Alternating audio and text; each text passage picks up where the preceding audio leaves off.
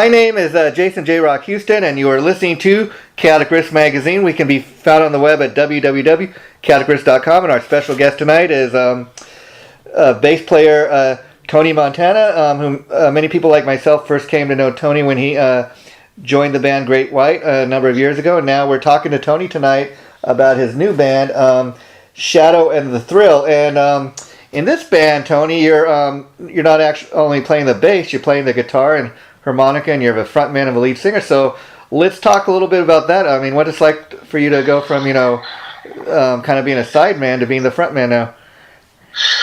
Yeah, it's been a weird progression, I guess, because the truth of it is that when I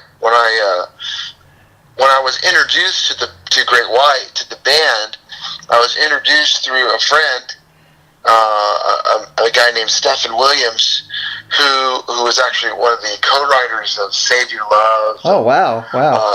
He and I both worked at a Los Angeles area music store. Stephen was a sales guy, and I was teaching guitar. Wow. And in all those years, all the sales guys at the place, they came to like me because I was, a young guy, that shredder guy. And I was primarily a guitar player. Wow. and teacher, and I was studying in college and studying music and whatever.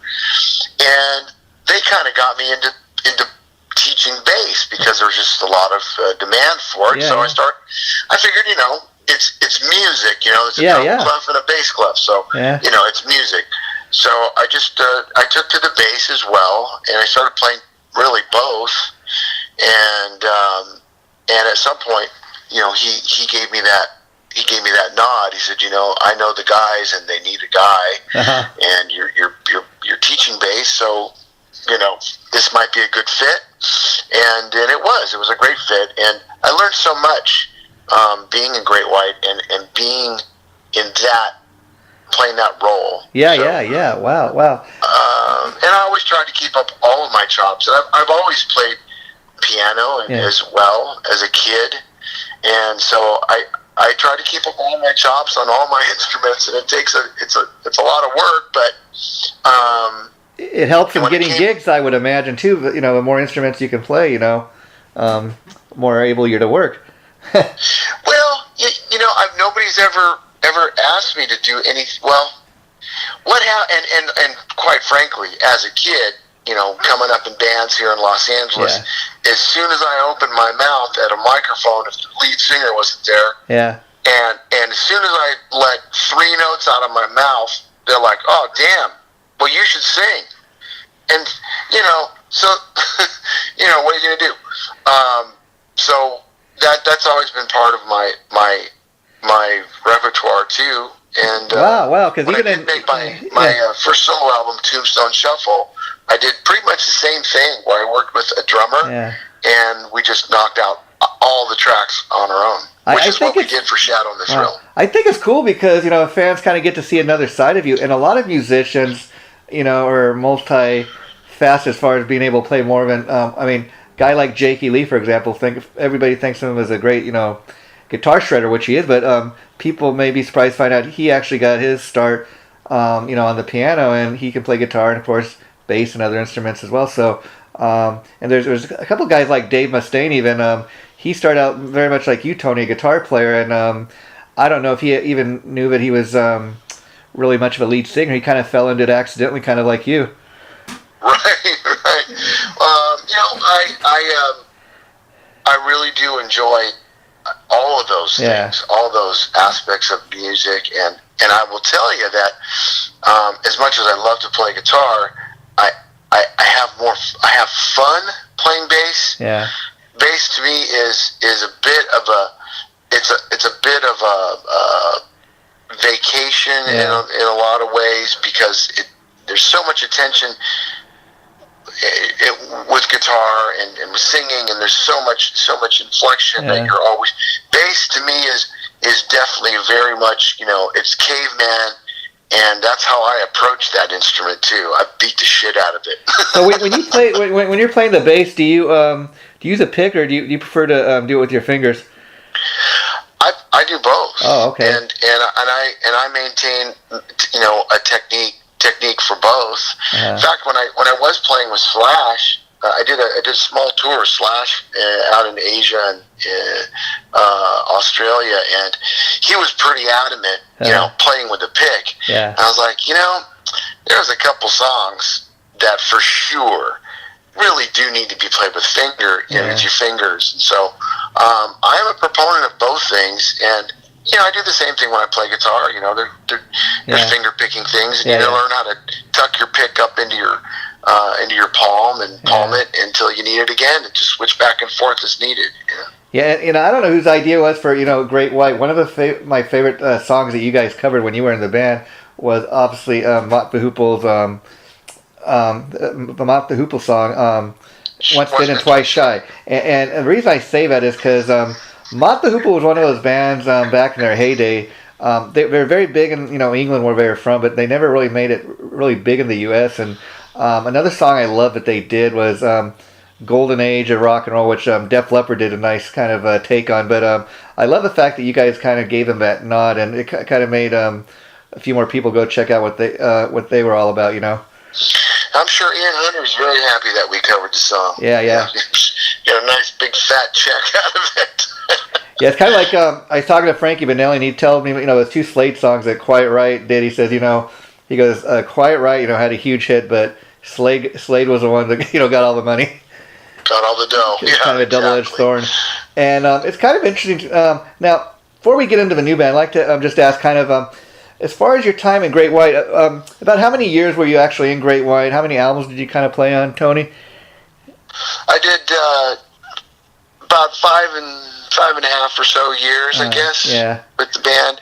And it was the heyday of the band. Of course, that's a great time to be part of a band. Yeah, it was. It was a little hair-raising for me, because you don't want to come in and be the reason the band doesn't do as well as it did before, or doesn't keep the same trajectory. So I had a lot to prove, and I came in on the Once Bitten tour after that album was made, and of course that album did very well, and I was bound and determined to make sure that the next one was going to be just as good, if not better. And that's what we went about doing, and I think I gotta tell you, was my first album with them, and I knocked. I think I was surprised that they really did enjoy my input as a writer. I didn't expect that, but I'm really glad that it happened. And then so I was involved in that way in that album and in the next one, Hooked. And we had also done another album that came up subsequently. It's called Recovery 2. Okay. And so I'm the guy who's playing on that. All those covers where Great White, we covered Bob Dylan. Oh wow.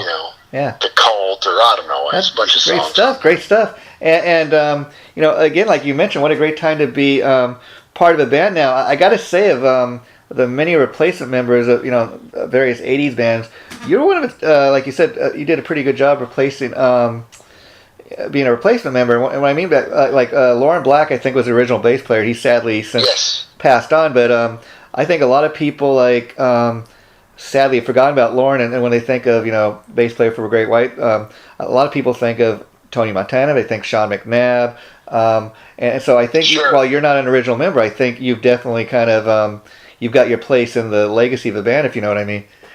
For sure. Yeah, I do appreciate that. And now, final Great White kind of related question is, what led you to kind of leaving the band?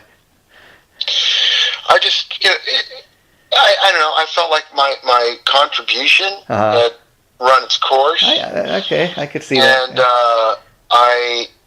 I really wanted to write more. Yeah. I wanted to be more involved in that, and I wanted to be more involved in the the sound of the band in general. And I wanted to play and sing and write and produce, and it was just time to move on. That wasn't going to happen in that in that situation. And I'd assume you're quite happy that probably you were no longer in the band when they kind of split into two. Well, yeah, and no, because it's a shame that it did go that direction. Yeah. And the truth is that after all those years, Jack, asking me to come back and play, I did do that, and I was right in the middle of their dispute over the trademark. And I actually stood in federal court next, shoulder to shoulder with Jack. Wow. And with the other guys across the aisle there. And, it's a shame, it is, but it is what it is. And I would much rather be with the voice of the band than just... Yeah, I think you made the right move, because I know that's the final thing we're going to say on Great White, is I know you're currently back playing in Jack Russell's Great White, and oddly enough, this time not as a bass player, because they got the great Dan McNay, and you're actually playing guitar in the band, so how cool is that to kind of return playing with Jack Russell on your original instrument? Yeah, I've been enjoying. I actually did return and playing bass originally, I just was ready for something different, more, just different. And to his credit, he said, he goes, he realized that, that's exactly, they realized I was a guitar teacher when they hired me back in the day. Yeah. And Jack is he's very generous on stage, and he lets me, he gives me a song to do all by myself up there, and so it's been a lot of fun. Yeah, I got to tell people, I've never met Jack Russell, but I've had the pleasure of interviewing him like this a few times, and he's been like always just super cool to me, down to earth, and he's like, you know what, dude, anytime you want to talk to me, just, here's my number, just drop me a line, and I'd be more than happy to talk to you. And I don't meet too many people that are, really just super down to earth like that. Yeah, he's the kind of guy that will sit down and he'll talk to a CEO, and he'll talk to some homeless guy. He'll sit there and just hang out. What a cool guy. I've seen him do it. Yeah, he is an affable guy. He can be. And I know you guys are going to be playing the annual Ronnie Montrose kind of a tribute concert. I was just kind of curious, how big of a Ronnie Montrose fan were you, Tony? When who isn't? It's such a seminal rock album. I think I was maybe a casual fan, like most people. They know the big hits, but after meeting Dan, who played with Ronnie for about 10 years, Dan gave me some insight into Ronnie and who he was, and I get a big kick. In fact, I just played the Ronnie Montrose song the other night. I do a Sunday, a monthly Sunday Orange County rock and blues jam here in Orange County, California. Oh, wow! We whipped out. We did Rock Candy with John Bisaha, who sings for the Babies. Oh, wow! How cool is that? Yeah, it was fun. A lot of fun. And, I have some, I have some really great guest guys that come up and play with me on those Sunday jams. Yeah, just to touch a little base on that, what you were saying about Ronnie Montrose. I've been interviewing people like over the last year or so about like that either played with Ronnie or were influenced by him, like you. And the neat thing is, a lot of people when they hear the name Ronnie Montrose, they think all he did was those first two albums with Sammy Hagar. And then even me, myself, I've learned quite a bit about, there's more to Ronnie Montrose than just those first two albums, And that's kind of the sad thing about the fact that he's passed on, but now that they have this annual event every year, more and more people are starting to learn more about his music, and there's starting to be even a greater love for Ronnie, sadly, since he's passed on. Yeah, absolutely. I think his influence goes beyond just those couple of rock tunes. Yeah. And he produced and there were other awesome projects that he was part of. So. I was a little stunned to learn. I didn't realize that he was a guitar player, but actually played on Edgar Winter's Free Ride. That's one of my all-time favorite songs. I thought, wow, right? That cat did that. Wow. Yeah. Now, great player. Now let's get into your new band. First of all, I got to ask you, Shadow of a Thrill. I just love that name. I know one of the hardest things is to when you form a new band is to come up with a name. I mean, talk a little bit about how you came up with the name. Well, my manager, Pete Merluzzi, and I, I started working on these tracks, and the option to put it out under my name, just as I had in, back in the day, when I did my first solo album, Tombstone Shuffle, we thought, man, we could do that. Yeah. As a matter of fact, Cleopatra is going to be reissuing Tombstone Shuffle in early 2020. Oh, yeah. Cool. So there was a good argument to just kind of stick with just my name and try it out. But it felt once Brent was involved and it really started to take shape. We really wanted to give it its own identity. Life. And so Pete is a kind of a radio historian and radio fanatic, and he's always been a fan of those early radio dramatic shows, series. Oh wow! And the Shadow is something. Oh, of course, of course, yeah. I remember that, like an old radio series. Yeah, okay, wow.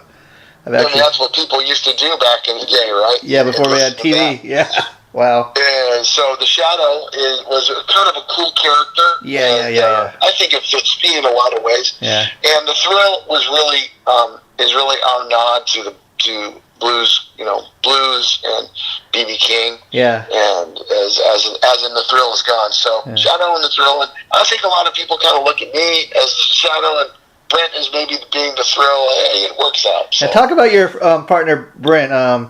How did you hook up with him and get this project going? I've been playing on and off with Brent since the 2000s when I'd kind of left music for a long time, but I still kept in touch with some players out here in Southern California, in Orange County, and Brent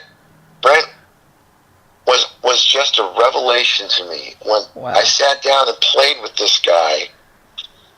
As a drummer, I had never, it's really an odd thing. It's a musician thing that when you're playing with somebody, all of a sudden you just feel like everything just locks and makes sense, and it feels good. And you can effortlessly break into a jam and play anything. Wow. And that's how I feel Brent. And when it came time for me to make this record, I lost touch with him for a while. He moved back to New Orleans. Oh, wow. I thought, that is the guy. That is the guy that, that's the drummer that makes my booty shake. You know what I mean? Yeah, well, so like he's... when he plays, I get it. It grooves to me. And so when it came time to make this album, I thought, well, I'm going to go to Brent, and, I'm going to travel to New Orleans, which I love anyways. Yeah. Very vibey city.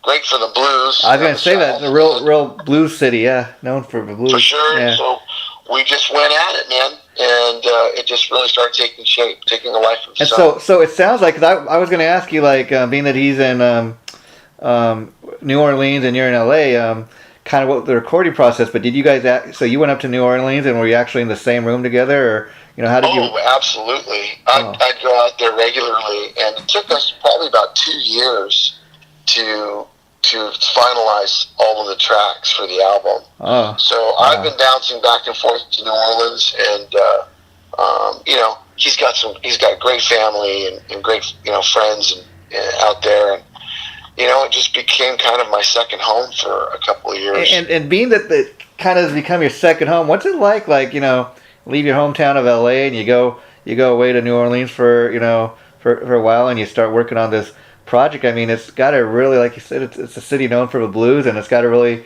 kind of be a great feeling, kind of get away from your regular home base, kind of get somewhere else and kind of get those creative juices flowing. Absolutely. As much as I love Orange County, California, it is kind of a homogenous, hardcore, right wing, environment. Yeah. Well, so not that there's anything wrong with that. Yeah. But New Orleans, to me, it just has a personality and a grittiness about it, and we fed off that for sure. Yeah, wow. And and I really think as a guy that kind of grew up in that time, like in the 70s and 80s, when they made albums, like they were really, where everybody's in the same room together. I do think, there's more of a sonic sound when a band gets in a room together as opposed to everybody kind of just doing doing it from different parts of the world and kind of piecing it together, if you know what I mean. Yeah, it was a great experience, and I got to pull from a great roster of artists that live there as well. Tony Hall, who is just a phenomenal bass player, has played with Daniel Lanois, with Emmylou Harris, played with Bob Dylan. That guy came in and just slayed a couple of the tracks. He actually played on what is going to be our next single, which is our cover of Gnarls Barkley's "Crazy." Oh, okay. We did a blues rock version of it, and he just killed it. And there's a couple other singers, Talissa Long, a singer that came in and helped us do a lot of the backing tracks. Robin Barnes, who was amazing too, and all these girls and Tony just really gave a real nice angle to the album. It has its own sound, which I'm really proud of. Yeah. Now I got a sample of like 3 of the tunes to kind of check out to get an idea what the band's about, and so you say the album. So do you have an official release date yet, or is that something you're working on as we speak? The album is out. Oh, okay. The CD is out. Oh, great. We put that on. It's on our website, shadowandthethrillonline.com. Okay. And the album's available there. The singles are available on Spotify and through iTunes and all those normal outlets.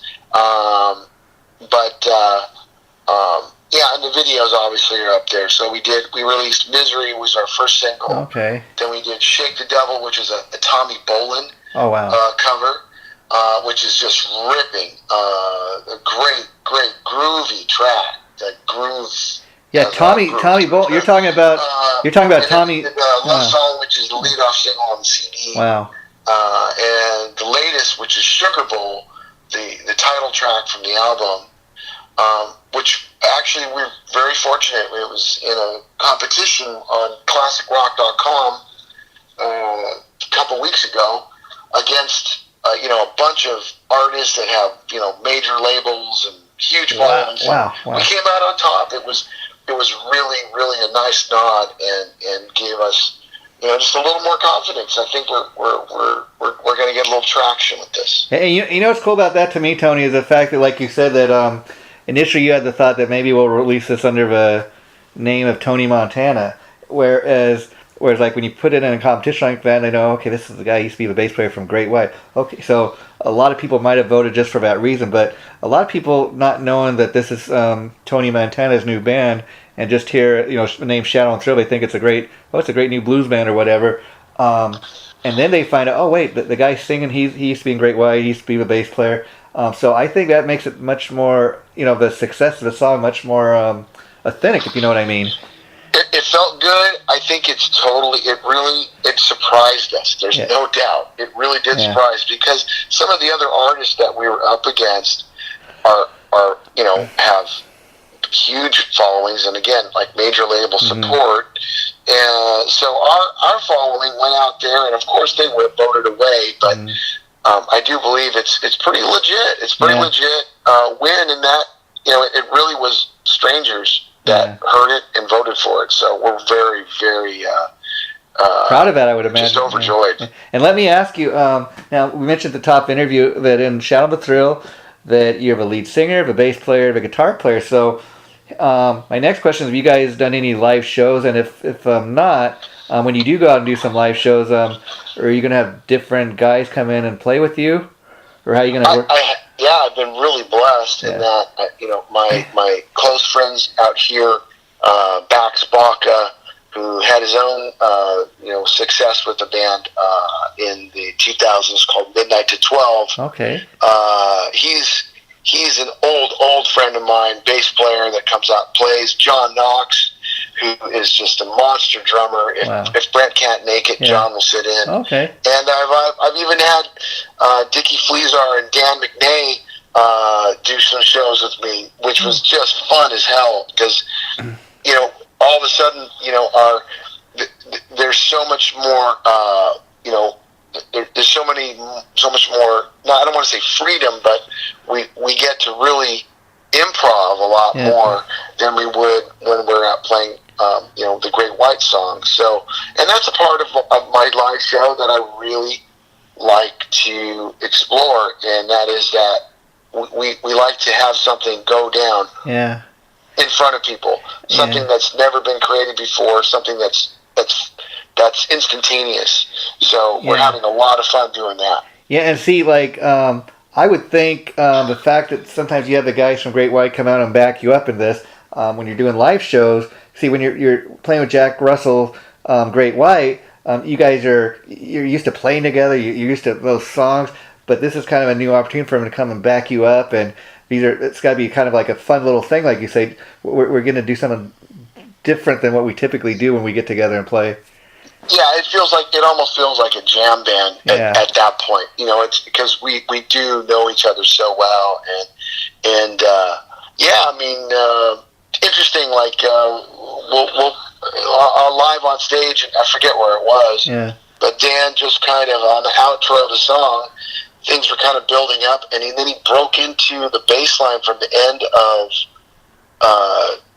Chain. From Fleetwood Mac, you know, and wow. all of a sudden, the song just went in this other really cool direction and really cool vibe, and it was exciting, and the audience was into it, and you know, so it's cool when stuff like that happens. And you really got to be on your feet, unless you know you guys rehearse this, you know, or if he kind of just breaks into it, you're like, what's he doing? Oh, okay, I get it. Right, exactly, and you know, you just. And having those kind of people to play with is just a blessing. Now you mentioned doing a Tommy Bolin cover. Now, I assume you're talking about Tommy Bolin that was briefly in Deep Purple? Sure. Yeah, and Steve, I think it's cool that you kind of give a nod to him because, I mean, like I said, he wasn't around. He died very young, and a lot of people might not have ever heard of him. A lot of people might have kind of forgotten about him. It's kind of cool that you giving him a nod, you know? Absolutely, and we didn't cover the obvious one. Yeah. You know, Motley Crue covered Teaser. Yeah.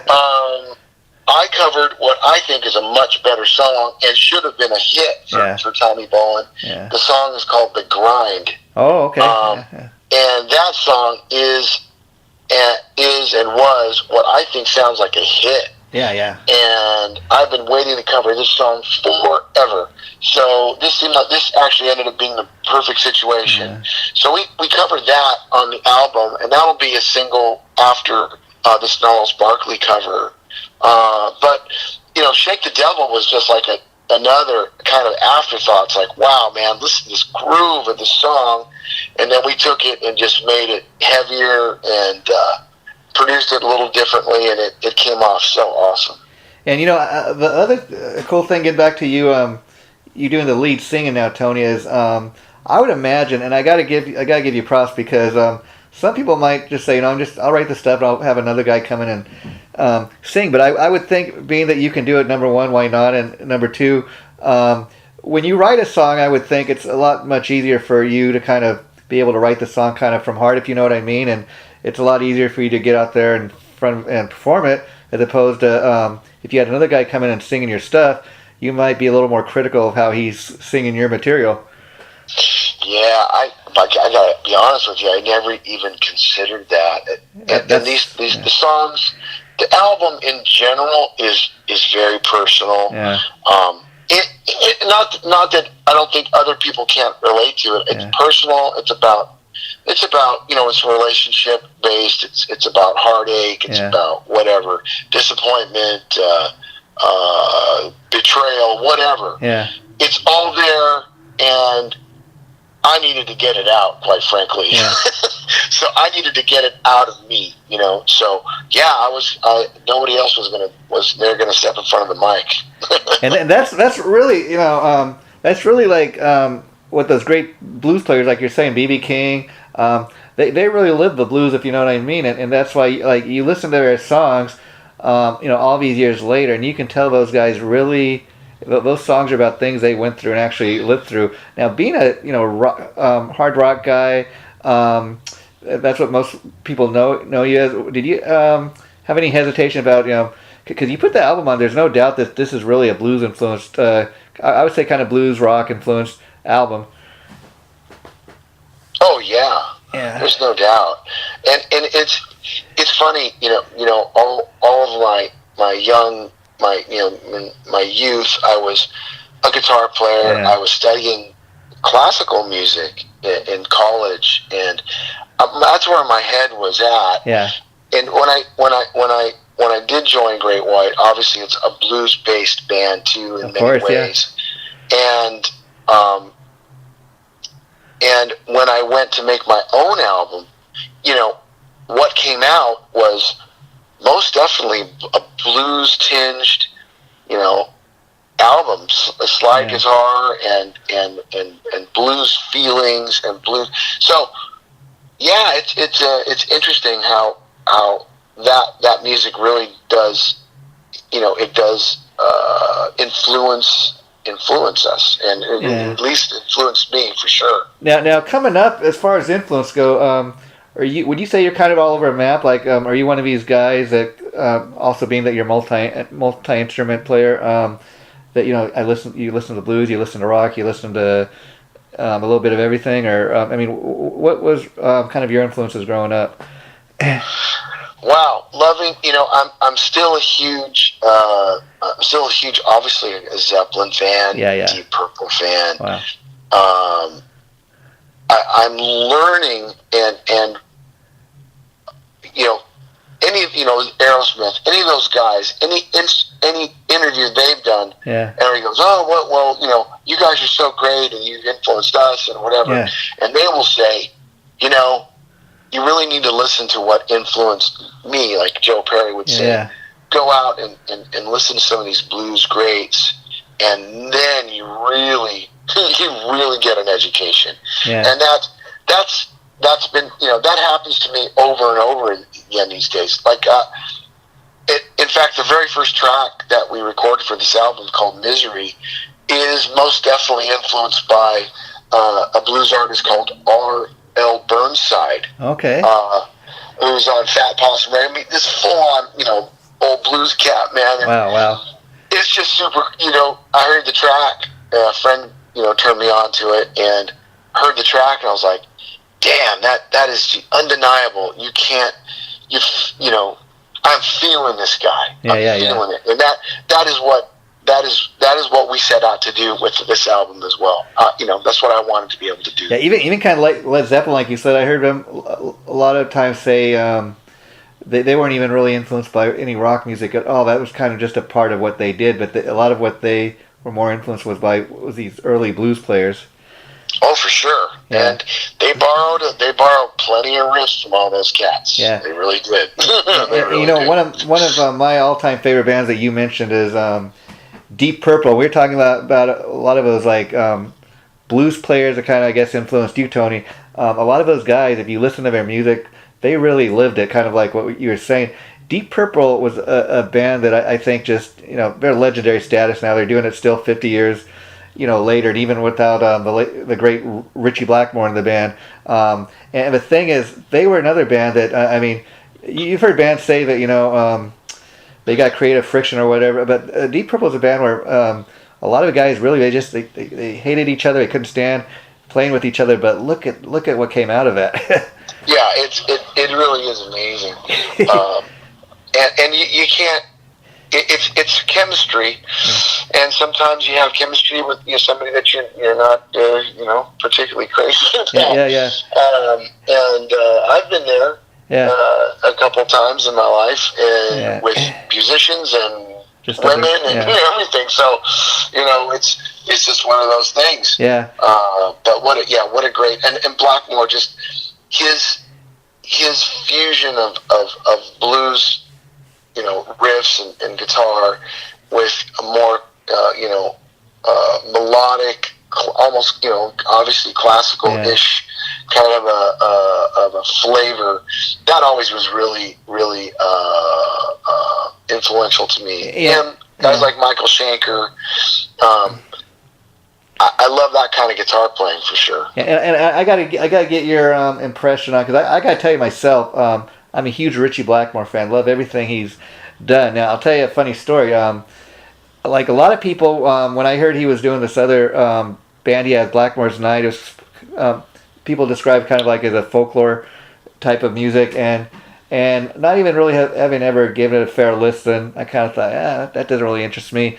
But I'll tell you what, his publicist sent me a few years ago a CD review, so I thought, I'll give it a fair listen before I say I don't like it or whatever. And much to my surprise, I will tell people, if you're expecting it to sound anything like Deep Purple or Rainbow, it really doesn't. But I was quite surprised that I was quite impressed with what it ended up being. Oh yeah, I mean he's a genius. Yeah. I mean the guy's a genius. He's not going to put out anything that I don't think isn't stellar in some regard. Yeah. And the final thing I'm going to say on Deep Purple is, when people when you hear people say, keyboards don't belong in rock music or anything, I'll point to Deep Purple and say, just look at what John Lord did with the keyboard. Absolutely, and that element was an absolute for my album. And Brent Arseman as well, in addition to being a phenomenal drummer, he played all B3 and almost, I would say, 90% of the keyboards on the album. Wow. So he's such a talented guy. But B3 was an absolute, and I couldn't imagine a band without it, quite frankly. Yeah. Not something that I want to do. Yeah. Now we talked about the fact that you're a singer, a songwriter, a bass player, and a guitar. Now I also mentioned in the top interview that you're also credited on in the new band as playing the harmonica. How long have you been playing the harmonica? Talk about how much fun that must have been to get into that. Honestly, it's just something that every once in a while I had to pick up. Yeah. As a kid or in my younger days or whatever. But when I started playing with Jack and I decided I was going to play guitar, all of a sudden it's like, well, if you're going to play guitar, then you got to play the harmonica and rock me. Yeah. So I was like, yeah, sure, why not? Well, it's easier said than done. Yeah. So all of a sudden it's like, okay, I really got a quick education, and I did woodshed a little bit, to get those chops, and now I can't imagine not ever playing it, and it is part of the first track. Again, Misery is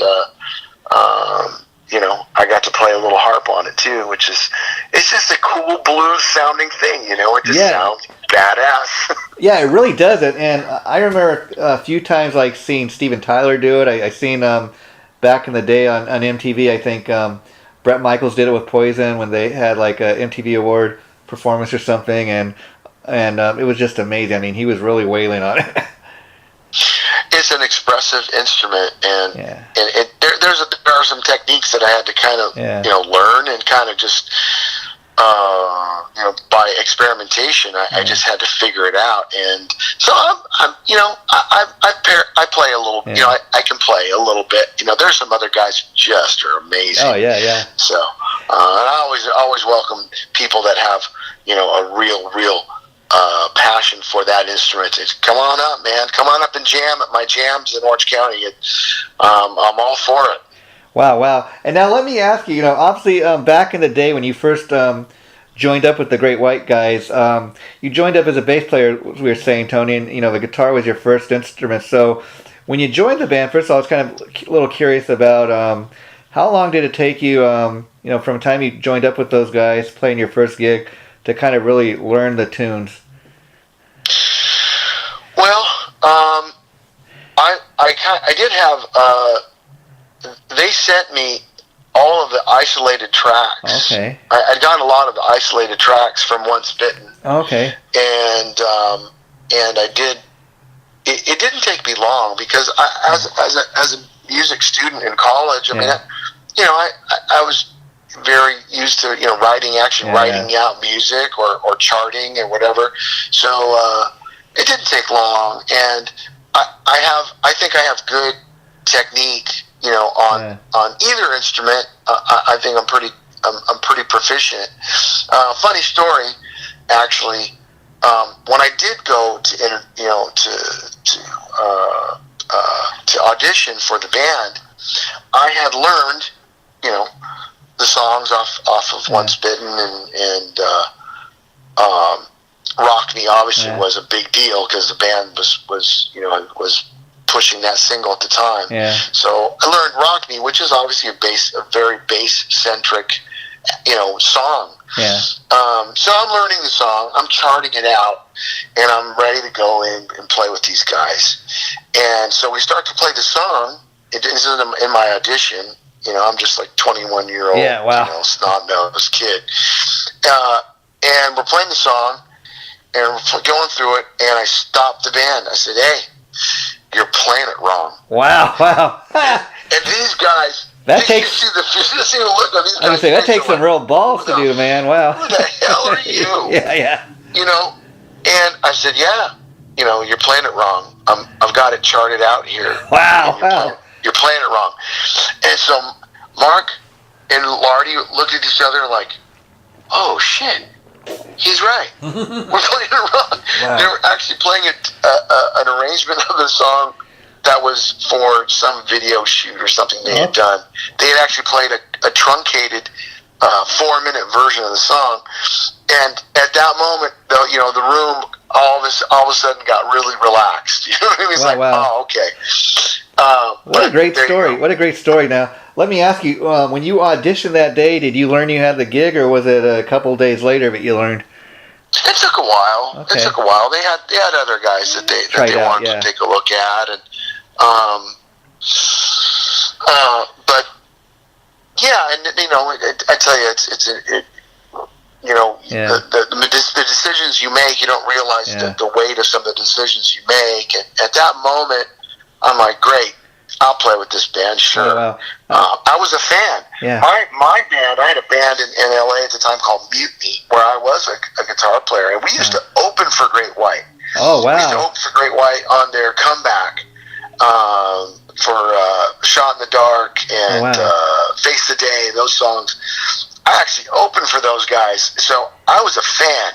Yeah. I had the first EP, and I was a fan of the band and of Jack's voice. Wow. Years before. So, things just come full circle, I guess. And let me ask you, as somebody that's kind of followed the band over years, for you, even a member of a band, a lot of those early Great White albums, I would dare say they're a little more of a heavier edge band, and they kind of morphed into more of a blues-based band. Would you agree? More metal, most definitely. And it's funny, even today, I will go on stage, I'll whisper in Jack's ear every once in a while, "Hey, let's do Street Killer." Yeah. Wow. Because for me, I'm a fan. Yeah. That puts me in the fan seat. Yeah. And he says, "All right," he'll indulge me every once in a while, and he still kills it, man. He can still just murder that song. When you joined the band, I was curious, like, being that you went from kind of being a fan to jumping up on stage and playing these songs with these guys. What was your approach to playing, like when you'd be playing live? I mean, especially the classic tunes. Was your approach that I'm going to play it kind of the way the original guy did, or I'm going to kind of put the Tony Montana spin on it? I was very much studied. I studied it, and I think it maybe came from being in college and studying music like in that way. So I really studied it down, and gave all props to to Lauren and the parts that he did. I did get the background on what it really took to produce the album and his tracks, and it wasn't just all Lauren. the producers, Alan Niven and Michael Lardy, really had a lot of influence over the sound, over his final parts and stuff. So it was very, very much orchestrated, and so I learned it that way.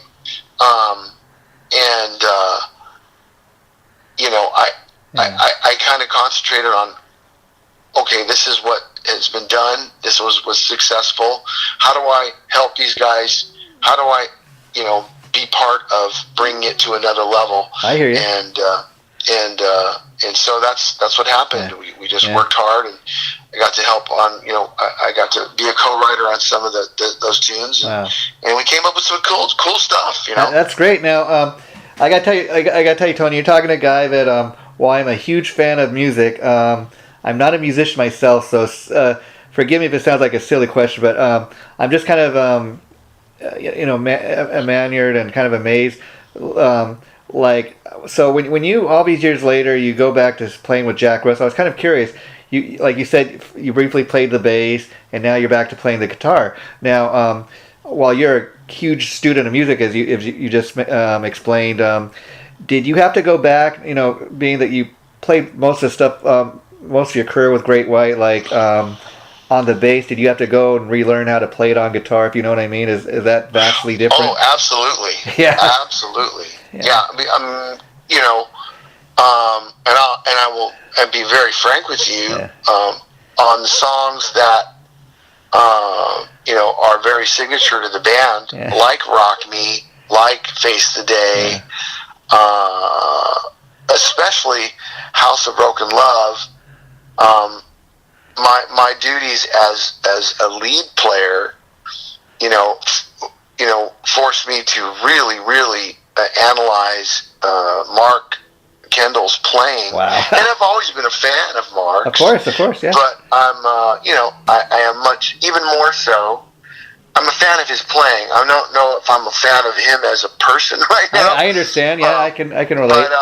But I definitely have always been a fan of his playing and the feel and the production of Alan Niven and Michael Lardy, and how they placed the guitar, how they built the guitar parts along with Mark.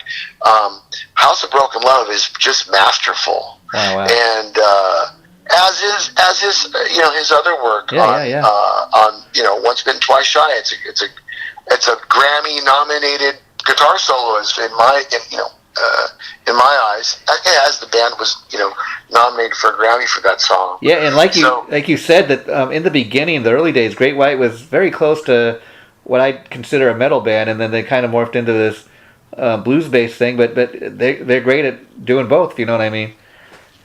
Oh, I love the older heavy stuff. Yeah. I love Out of the Night. It's one of my favorite Great White songs. But that's because I literally was a kid in college with Walkman headphones, listening to that music and being a fan. I'm a true fan of it. And, Tony, you've really lived life in a sense. I mean, that's got to be a great feeling to go from kind of like being a fan to actually jumping up on stage and playing with the guys and getting to know them.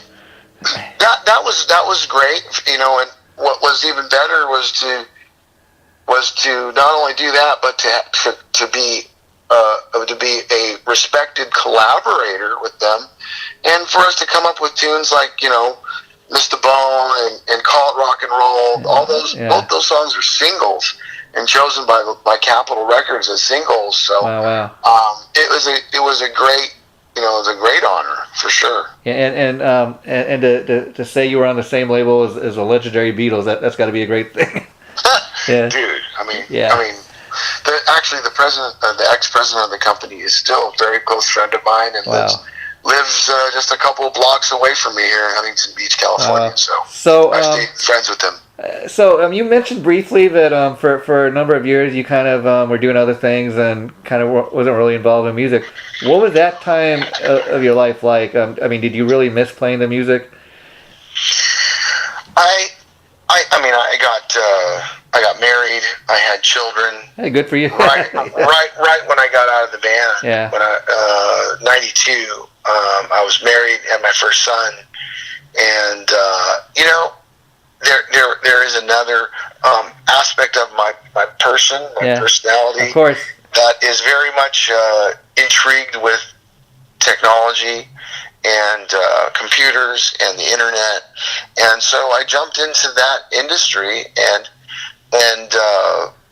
just started over again. Basically, I had to start over. You kind of did it at the right time too, because I'll tell you, right around that time, that's when the grunge was kind of exploding, and there wasn't much love for hard rock. But I will say, even as we speak in 2019, I think there'll always be a love for hard rock. It never totally went away. It did, and it's funny to see the resurgence. Yeah. And the nostalgia for the '80s rock, because you know what? It's fun. It's good music. It was good music. At least a lot of it was, and it's not too self-important music. You know what I mean? As that's the vibe I get from some of the grunge bands. It's just some of it I was a fan of. I will say bands like Alice in Chains, Nirvana. I was a fan of that stuff, but there's stuff that came after that I would say is a little kind of like copycatter stuff where everybody was just, oh, this is what's selling, so we're all of a sudden going to put on flannels and shave our heads and we're gonna be like these guys, and even Motley Crue kind of tried to do an industrial album and it didn't work too well with them. But that's what I think always made a band like Great White so great. Part of why you guys were so successful is you had what I think any band really needs to be successful. You had songs, you guys that could really write good songs. You gotta have that, man. Yeah. You really do, and you have to be able to deliver it live. And that's another thing about the band was, and is to this day when I play with Jack, we go out there and we really do try to deliver it. We're not playing to tracks. We're not, it's a labor of love. And before we wrap this up, Tony, get back to Shadow and the Thrill. What can people kind of expect from you guys in the next year ahead? The next single, we're gonna drop that in early 2020. Okay. That would be the Gnarls Barkley cover that we did of Crazy, and there's an accompanying video for that. That's kind of in the oven right now, ready to be served. And you guys, do you guys play out live much, or just kind of sporadically, or what's? I would say we play out as much as we can. I do a monthly thing here in California, so always get to play a little bit of Shadow and the Thrill. But we've got our hat in the ring there on a couple of tours that are going out, which with what I would say are complimentary artists. I really can't say much more than that, but we'll see. We'll see how things progress, but we're really excited about the trajectory of the album at this point and the acceptance. And so I'm just digging it, man. I get to play great rock and roll with my friend Jack Russell and my bandmates there, and I also get to get out and stretch out a little bit with my dear friends that play with me in Shadow and the Thrill.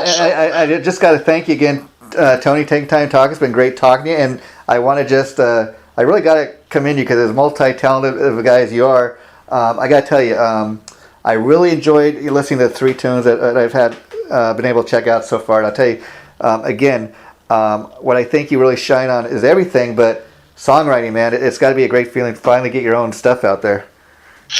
It does feel good, and I will, I count my blessings for sure. And I tell you what I like to do too. I'll make sure you get the full CD as well. If you don't, if you can maybe drop me an email. We'll get something out to you so you can have it. I appreciate that, and in return, what I'll do for you is I'll be more than happy to also write up a review for this. And before we wrap this up, I just want to tell you, as I'm sure you know, anybody that doesn't know, Tony's publicist, he's helped me. His name is Chip from Chipster PR. He's helped me get a lot of great interviews over here. And just you mentioned the name Michael Schenker. He also this guy happens to also be Michael Schenker's publicist. So you're That's right. Yep. You're in good company. Judas Priest, you're in good company, my friend. He's helped a lot of people out, and he loves to always help like up and coming band's kind of what you're doing. So I think you're in good hands with him. Yeah, man, we love Chip, and we're so thankful that he saw the value in the album and what we're trying to do. And last question, Tony, because I know you're busy and you probably got other things to do tonight. But with the kind of response you've been seeing from the band, do you think what of a chance you'd say of a follow-up album to this? Oddly enough, I do have. I'm secretly hoarding songs right now. Yeah. So and secretly hoarding songs, working out different covers that we'll do on the next one. So yeah, I for sure want to do another one. And that's kind of a modern way of doing it. A lot of people, they don't even release a lot of times they just release like a song at a time, and when they have enough tunes out, okay, we'll put out a full length CD. So that's kind of a other thing people are doing these days. I think we're kind of doing that. Yeah. But I mean, people can't get a hold of the entire CD. Well, I love on shadowonthethrow.online.com, and it's available there.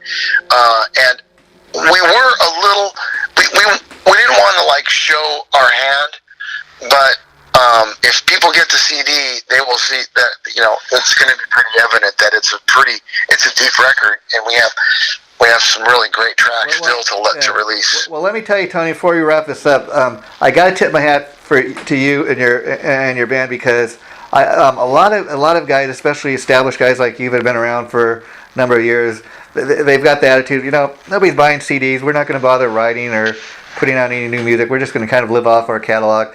I dig the fact that for your fans and for yourself, you're continuing to get creative and put out new music. Not even just one song at a time. I love the fact that I'm an old school guy. I still love to have a CD in my hand, see who wrote the song, look at the artwork, So I just once again got to tip my hat, because great job on your part doing that. Yeah, I'm excited for you to hear the whole thing. I think you'll have a new appreciation. And I'll let you know. I'm going to send this off to my guy to post on the site, and probably it'll go up in about a week or two. And I'll let you know once it goes up. You're more welcome to post anything you want. And awesome. Do you mind if we pull any of the photos to use with this off of your site? Anything you like, and if there's anything that's missing and you need additional, please let us know. Okay, well, thanks again, and I'll let you know when the interview goes up, Tony, and I'll be sending you a private email in a little bit. So thanks again, and you have a nice day. Thanks, brother. All right, talk to you soon. Bye-bye.